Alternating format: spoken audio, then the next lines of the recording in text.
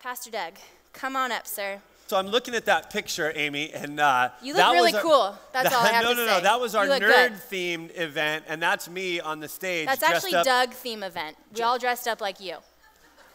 Wow, that was hurtful. Eddie, can you turn her microphone off permanently? Wow. Anyway, well, good morning, everybody. So you probably don't recognize me because I'm wearing normal clothes today instead of a ridiculous Christmas sweater. Yes, those are all put away until, who knows, maybe next year. I don't know. But it is our last Sunday together of 2018, right? Kind of crazy. A couple of days, it's going to be 2019, and we're all going to have to remember to write 2019 at the top of our papers and on our checks and all kinds of other things, and we're going to mess up a bunch of times and get frustrated because we do that every time the year changes. But it is 2018 for just a couple more days, so this is officially our last Sunday of 2018, and glad that we get a chance to spend it together. So my name is Doug. I'm one of the pastors here at Ventura Missionary Church, and if I'm being honest, most days I feel inadequate. Most days I feel not quite good enough. Not quite good enough as a pastor. Not good enough as a leader. Not good enough as a dad. Not good enough as a husband. As a leader, as a pastor, I can't be at all the places that I want to be. I can't spend time with all the people that I want to try to spend time with. I can't visit all the people who are sick. I don't have the education or the experience that I probably should have to be in the role that I'm in. People come to me for leadership or input or advice or direction, and I'm thinking to myself, I have no idea. Why are you asking me? You're smarter than me. And so often I find myself feeling inadequate. As a dad, just feeling like, man, I wish I could be home more. Maybe I should have handled that situation different. I wish I could go back and do that differently. And so I feel not quite good enough. Like maybe my kids needed me or need me to be something that really I'm not. As a husband, feeling like there's times that I'm just not enough, that I'm not husband enough, that, you know, I'll see someone take their wife on an amazing vacation or something, and I think to myself, man, I wish I could do that. Wish I could be there for you the way that I wish I could be. There's times that I feel not quite good enough. As a guy, there's times I feel completely inadequate. I'm like, there was a guy that had, this is probably like 3 nights ago, the campus was absolutely like vacant. It was kind of late at night. And there was a truck that was parked right out in our parking lot, like right going out. Like they must have pulled into the parking lot and then pulled out. And I pulled up and the hood was up. And I don't know that much about cars. You know, a lot of guys like know a lot about cars, and so they're like, oh yeah, I can fix stuff. And I pull up next to the guy and I find myself asking this question, hey, do you need some help? And I'm thinking to myself, you wouldn't know how to help him if he does. Like, what are you gonna do? Like, you're gonna pull out your phone and you're gonna turn on your flashlight, right? And you're gonna shine it and you're gonna be like, I wonder if it's the alternator, right? I mean, I know enough. I'm not a complete idiot when it comes to cars, but I wouldn't have had any idea like how to help the guy. So it's in those moments that even in that, I feel a little bit inadequate. Like we had a plumbing problem at our house. I'm like, I don't know how to fix it. I probably know a guy. I told you before, I drive around in a little Mini Cooper. So, these things leave me feeling at times a bit inadequate. Like what I bring to the table isn't enough. And who knows, maybe it started back in 7th grade with a girl named Audrey. Because in 7th grade, my cousin Brandy convinced me that Audrey liked me and that I should like Audrey back. Well, Audrey was cute, and so I said, okay, cool, what do I do? And she said, well, ask her to be your girlfriend. I'm like, how? What do you do? She's like, just ask her. So literally, just go up to her and say, hi, do you want to be my girlfriend? Yeah, okay. It sounds weird, but so it was my first girlfriend. I go up to her. I had kind of talked to her a little bit before, but now I talked to her, and I said, hey, can I talk to you for a minute? And she said, sure. And so I talked with her, and I asked her if she would be my girlfriend, and she said yes, and I was all excited. And so when you're in 7th grade, like, what does that mean? I don't know. Basically, it just means that you can tell your friends that you have a girlfriend. And that's pretty much all you need in 7th grade, like just to be able to tell your friends, yeah, I got a girlfriend. Do you have a girlfriend? No. What's wrong with you? So that was good enough for me. So I had a girlfriend. Her name was Audrey. We dated for about 2 weeks. And then there was a school dance that was coming up. School dance was coming up, and so my cousin Brandy again convinced me, you need to make sure that you take her to the dance. I'm like, I don't have any money. She's like, well, you need to like mow a lawn or something. You need to get money. You need to go to the dance. You need to pay for her ticket. So I put all that together. I paid for her ticket. I paid for my ticket. I was all excited to go. The night before, I don't even know if my mom remembers this, but the night before, we got I don't know if it was the actual grades or if it was just like the mid-quarter grades, but we got the grades, and one of my grades was whatever is below a D. And so she said, that's it. You're grounded. You can't go anywhere. You can't do anything. I said, Mom, I got a dance tomorrow, and I'm going with a girl, a real-life girl. Like, you're going to tell me. And she said, you can't go. I said, Mom, I got to go. She said, you can't go. So I was not allowed to go to the dance. So the next morning, I've got to face Audrey, my girlfriend. Like, we've been together a long time, like 2 weeks. And so I've got to tell her, I've got to break the news that I'm not going to be able to take her to the dance. Now, she was all excited to go to the dance. She was talking about what friends she was going to hang out with and what she was going to wear and all this stuff. And so I knew this was a big deal. So I show up the next morning at school, like butterflies in my chest, like I've got to tell her that I can't go. And so I come up to her, I say, Audrey, can I talk to you before class? And she said, sure. And before you can even start, I just want you to know I'm so excited about the dance tonight. I just can't wait. I'm really excited about the dance. Thank you so much. I'm like, about that, I'm not going to be able to go to the dance. She's like, what? And her heart, her face just fell. She was like so disappointed. I think, there's sort of that social expectation, like she's going with a guy. And so she's kind of made that a big deal, like with her friends and everything. And so she was just crushed. She said, what happened? I said, I have a bad grade. I'm grounded, and so I can't go. She said, wow, okay, I understand. And so I gave her a hug. She gave me a hug, and we went to our separate classes. And then later on that day, my cousin Brandy, once again, came to me and said, do you know that Audrey is now going to the dance with somebody else? I said, are you serious? Like, she's my girlfriend. Why? What? So at lunchtime, I approach Audrey, and I say, Audrey, can we talk? And she said, yeah.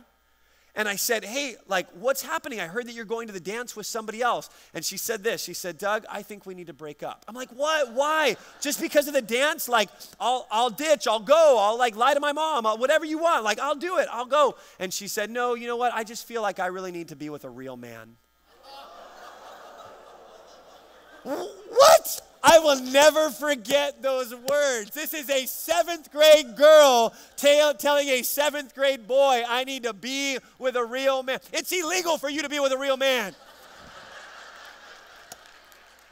What kind of 7th grade girl comes up with it? What does that even mean? So I don't know. Maybe those feelings of not quite being good enough, those feelings of not quite measuring up, maybe they started in 7th grade with a girl named Audrey. But you know what? If I'm being really honest, they probably started a lot earlier than that.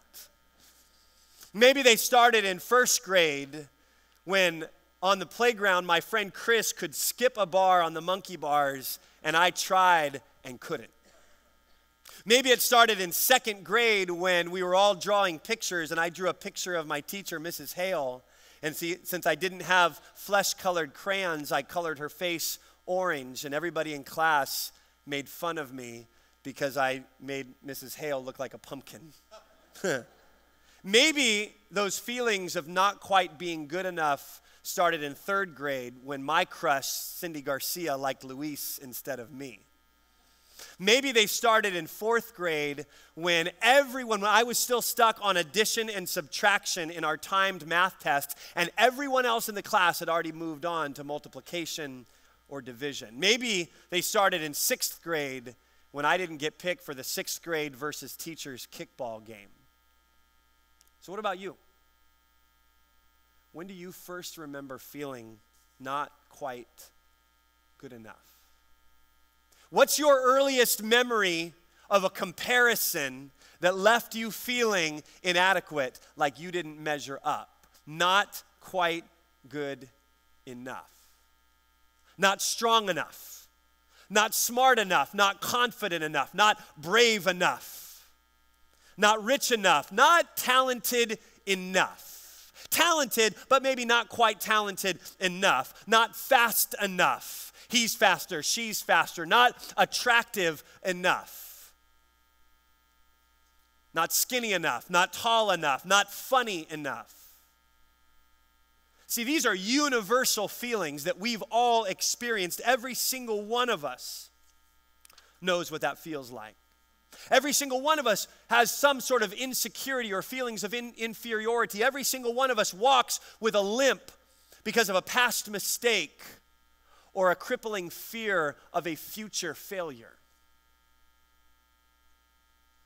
Every single day, someone at work, someone at school, someone at home, someone in our family, someone's words, someone's post, someone's picture reminds us that we're not quite good enough.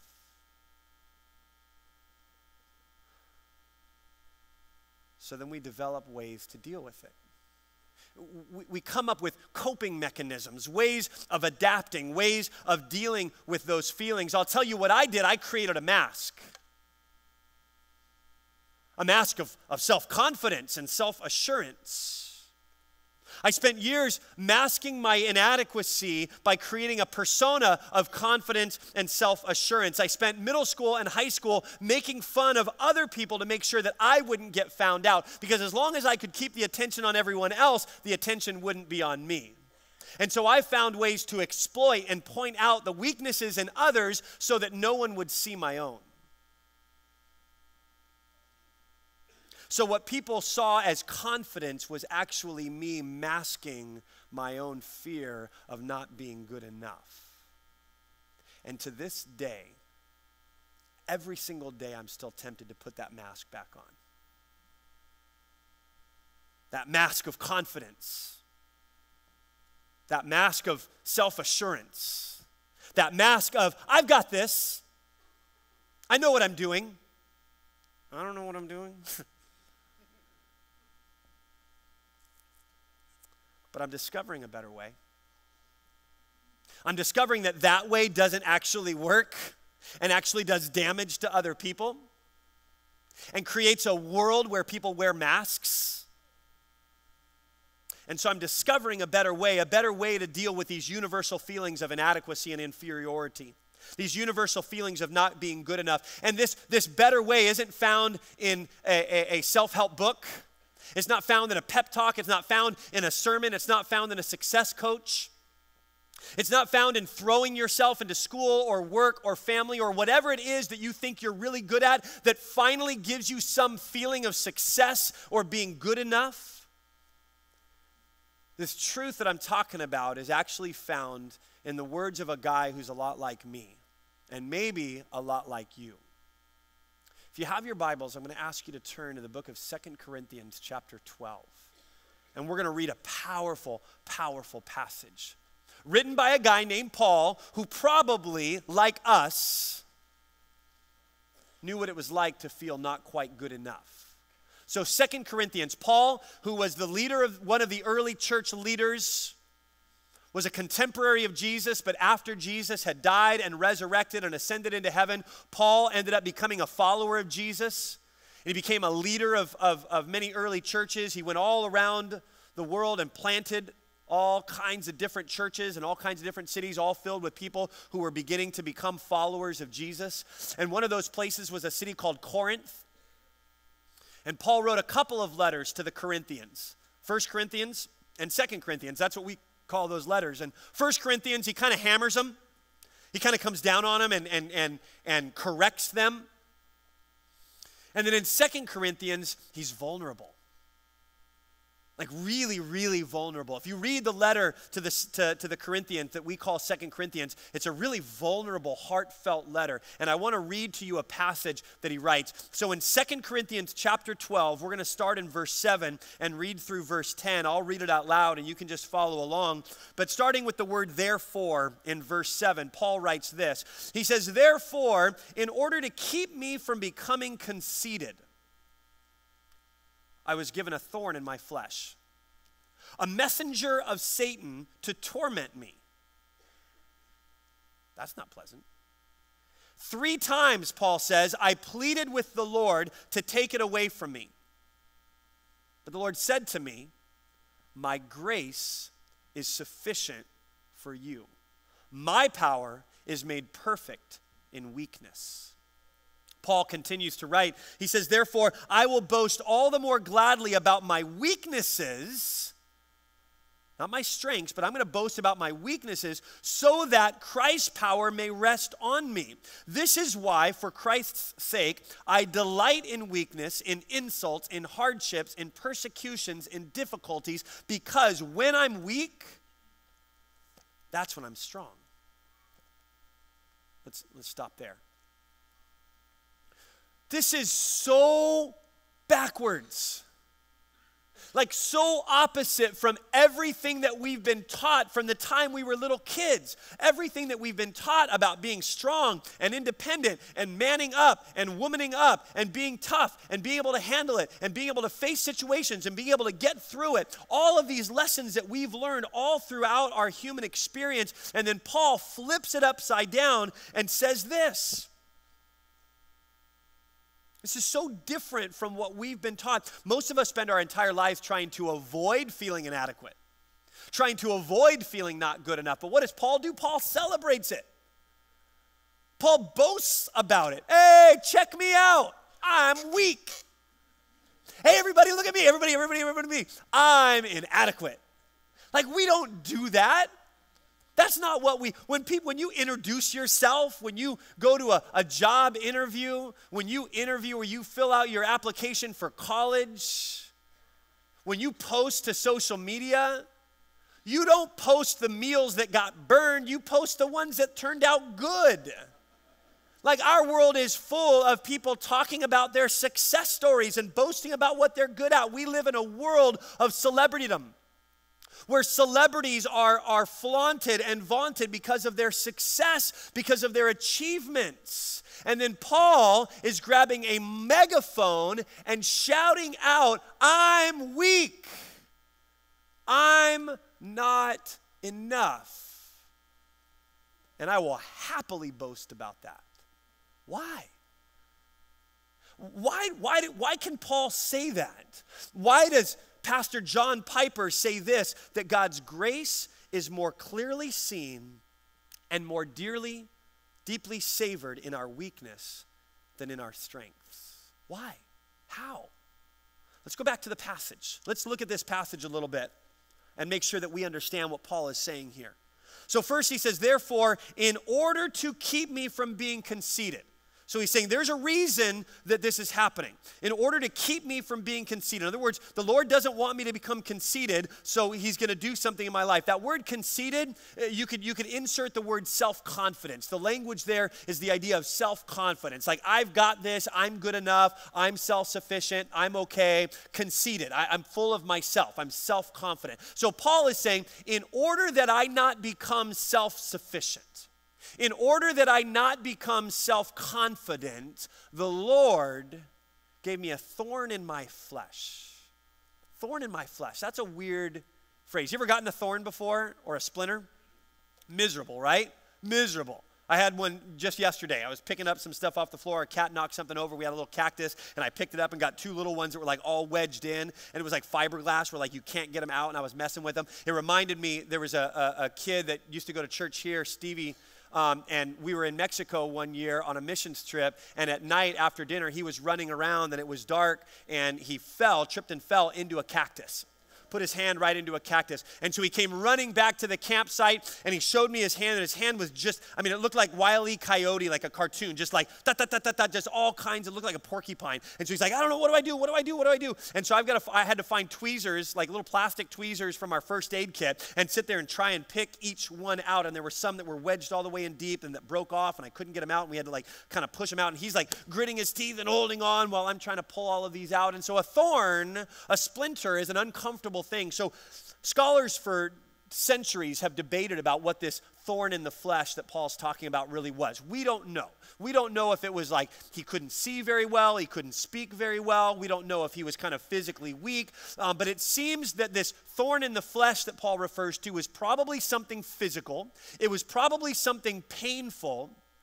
And it was probably something debilitating, something that caused him weakness, something that caused him to feel like, man, God, if you could get rid of this, then I will be more effective. Then I will be better.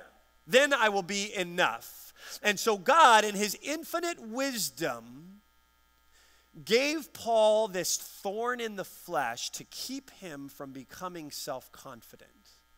But the really interesting thing about it was, did you notice who he used as his errand boy? What does it say?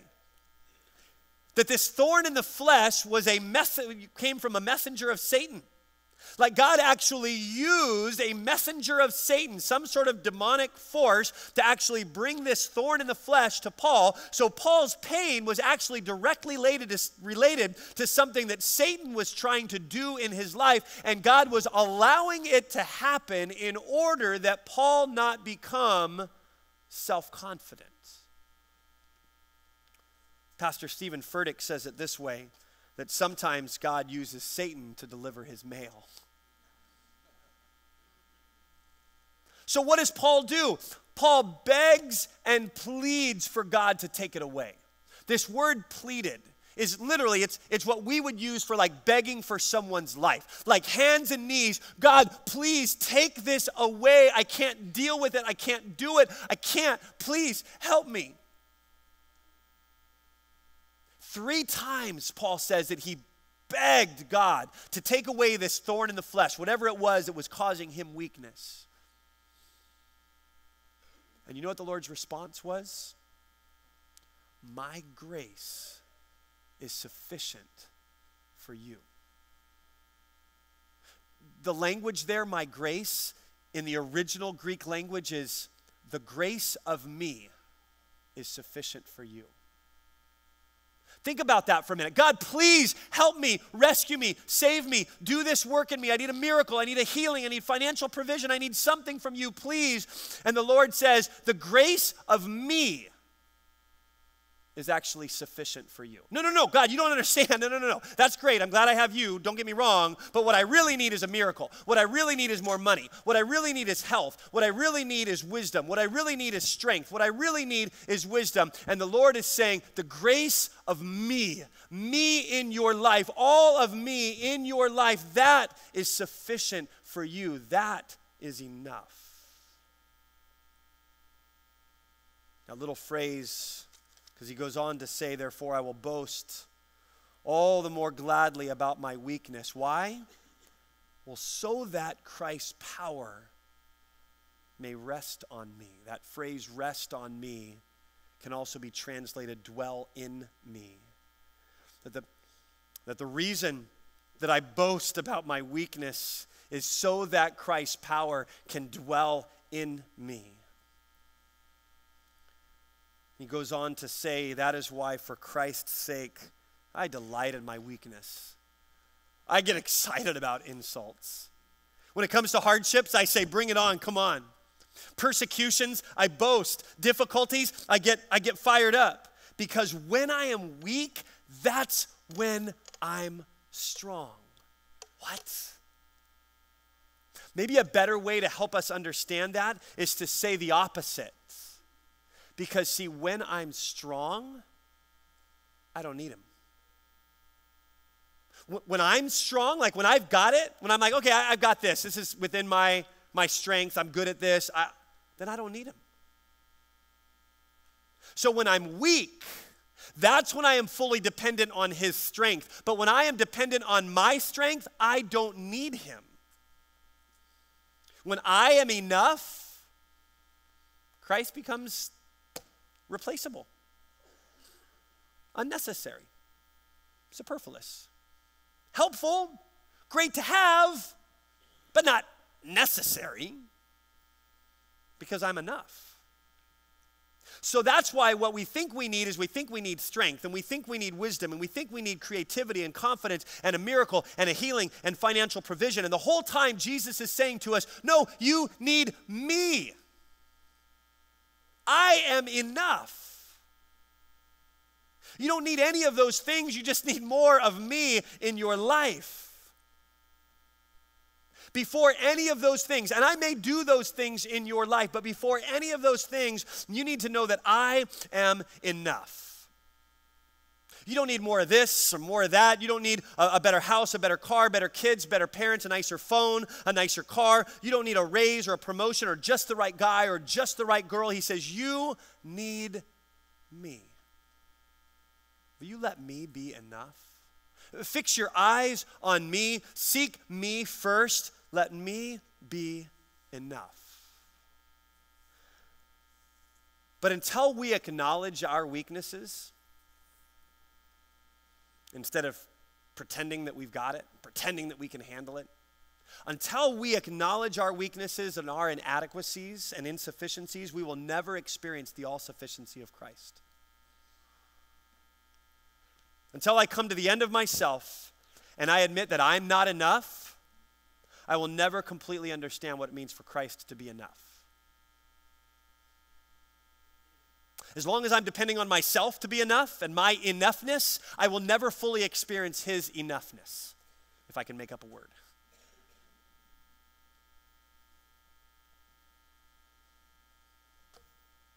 Probably wondering what we were going to do with this.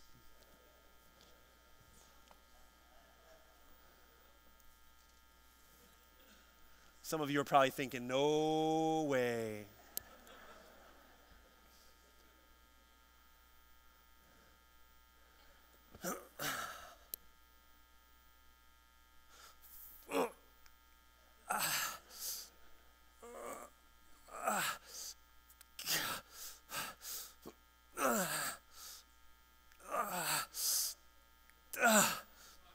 I need help.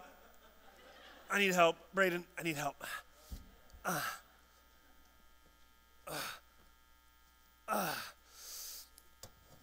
Thank you. Well, that's embarrassing.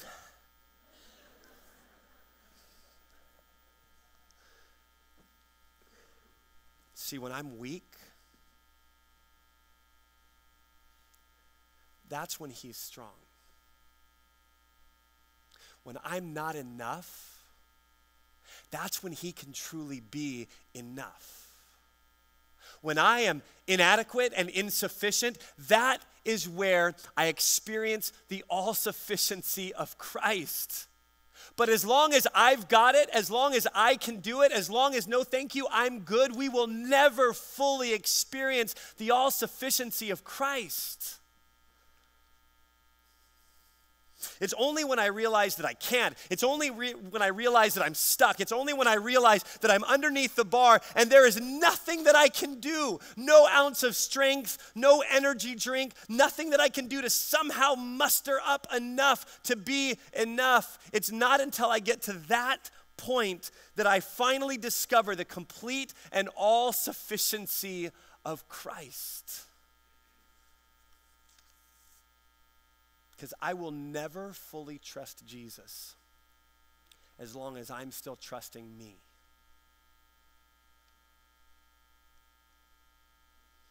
That's why so many of us are content with a little Jesus. Because it's all we have room for. We're going to talk about that more next week.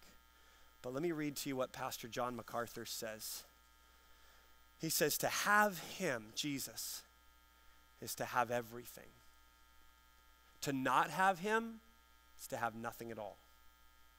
all joy, all peace, all meaning, all value, all purpose, all hope, all fulfillment in life now and forever is bound up in Christ. And when a person receives Jesus Christ as their Lord and Savior, they enter into an all-sufficient relationship with an all-sufficient Christ.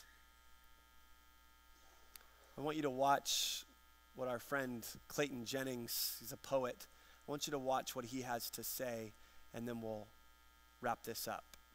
Watch this. He is more than you could ever need. He's more than the eye could see. I don't deserve his love, but he's always been there for me. You see, Jesus met me when I was at my lowest. And if you don't know Jesus, know this. He is the greatest example of generosity this world of greed has ever seen. And when Jesus hit the scene, he changed the scenery and met diversity with serenity. If you're looking for peace, he offers plenty. Jesus was and Jesus will forever be king. And when the angels sing, they sing of the grace that was displayed for sinners like me. I can't explain him and I can't describe him. And if I could, he wouldn't be Jesus, because you can't explain eternity and you can't comprehend the galaxies. But it was the loving hands of Jesus who spun them into existence and created man, knowing he would go to the cross to pay our sentence. There was a certificate of judgment with a period after the sentence, and we were sentenced to death long before he said it is finished. He is a father to the orphan, a shelter for the homeless, a hiding place for the abused, and an anchor for our storms. He stormed the gates of hell and came out on top, and the power of his gospel cannot be stopped, even when the world tries.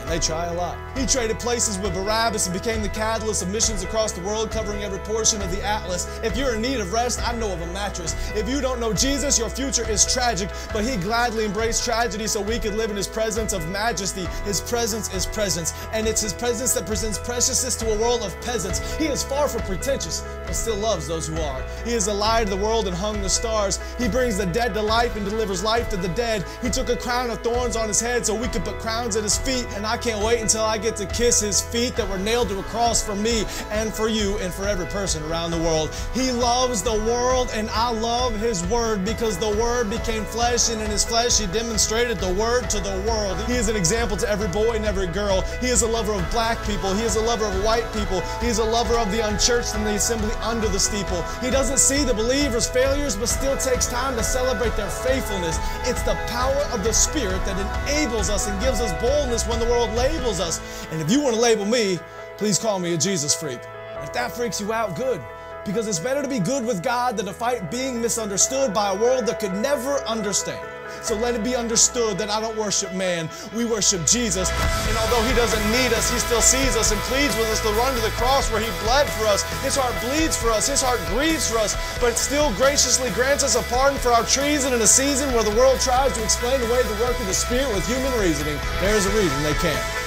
Because the Spirit is like the wind, and the wind cannot be seen. But loved is the one who believes without seeing the unseen. I'm telling you today that Jesus is something. He's something more. He's something great. And if you want to know him, you don't have to wait. He stands at the narrow path with a key to the gate, and you only have to reach out and embrace his grace. I don't care who's president. I have a king who is always present. I don't care who holds musical celebrity. The voice of the Lord will always be the sweetest melody. I don't care who owns the riches of the globe. My Jesus holds more wealth than one ruby on his robe. I don't care who is the strongest or the fastest. Nothing matches the creator of the universe and his immortal, infinite status. I don't care about religious leaders who died and stayed dead. I'll only worship the one who conquered death and wears a crown on his head. His name is Jesus, and I'm telling you, he's something. He was faithful yesterday, and he is faithful today. I can feel his presence whenever I pray, and when the time comes for me to fade away, I'll remember the day I heard him say, "My name is Jesus."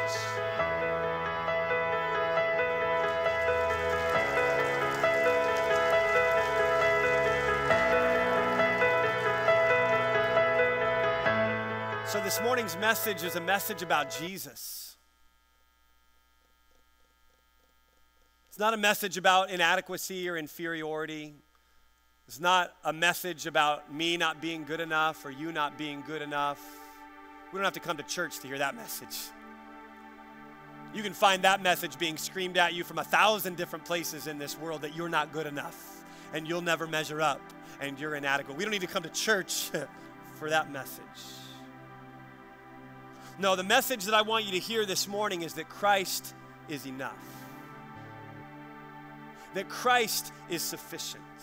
That he's enough for me, that he's enough for you, that he's better than anything this world has to offer. He's everything we need and more.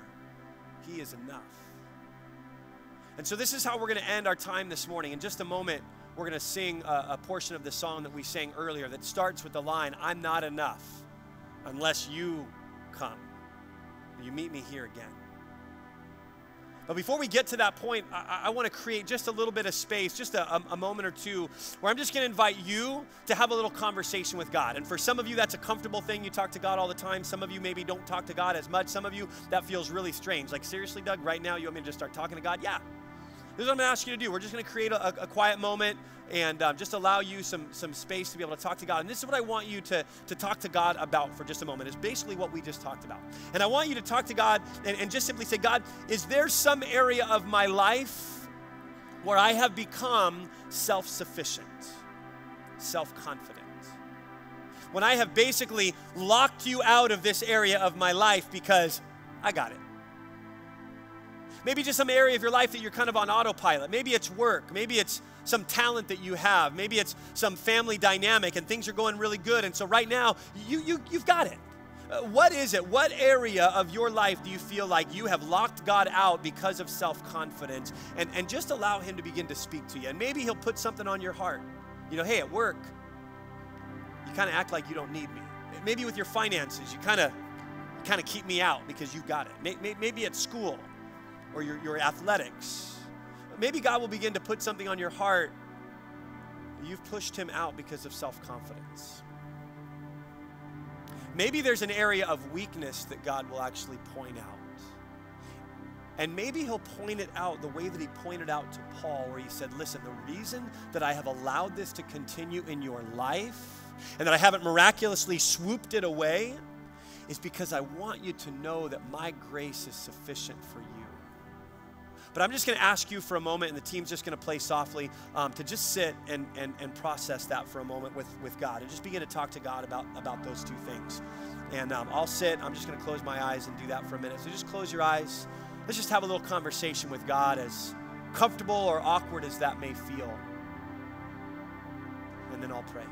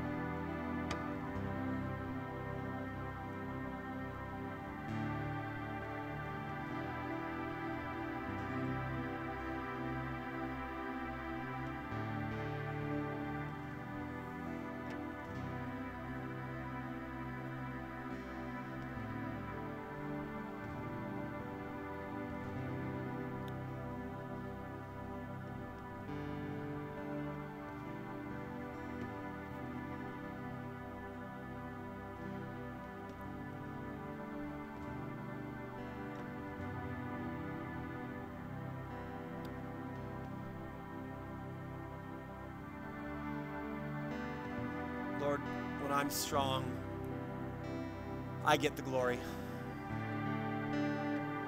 When I'm strong, I don't really need you. But Lord, when you're strong, you get the glory. When you're strong, then everybody knows that what I do isn't really me, it's you in me. And Lord, I pray that for all of us, that we, like Paul, could actually learn to boast in our weakness. Could actually find a way to take joy in our inadequacies instead of constantly trying to hide them from everybody else. Because, Lord, it's in our inadequacies that we are reminded of your adequateness. It's in our insufficiencies that we are reminded that you are sufficient. It's when we're not enough that we finally come to the place where we recognize that you alone are enough. And, Lord, we want that. Even though it's backwards, even though it's upside down, even though it's a complete reversal of what the world has taught us, Lord, that's what we want. That's what I want. That's what I want for me. That's what I want for this church. That's what I want for our leadership. And so, Lord, I pray that you would begin to teach us this, to show us the way of weakness. that it might be in the way of weakness that we find you. Not a little version of you, not a reduced version of you, but the fullness, the greatness, the majesty, the glory of who you actually want to be in our lives. So do that work in us. We love you and we give you praise. It's in Jesus' name we pray.